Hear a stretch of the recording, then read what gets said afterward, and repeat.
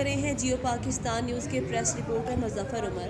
لاہور شمالی چھاؤنی کے علاقہ صدر گول چکر پر کھڑے ٹریفک وارڈنز کا رویہ دن بدن تشدد پسند ہوتا جا رہا ہے۔ ناجائز چالان پر بحث کرنا، جرم گھٹیا رویہ پر ویڈیو بنانے پر موبائل چھین کر مقدمہ درج کرنے کی دھمکیاں معمول بن چکی، خواتین کے ساتھ ہونے کا احترام ختم ہو چکا، ٹریفک وارڈن بدمعاش بن گئے۔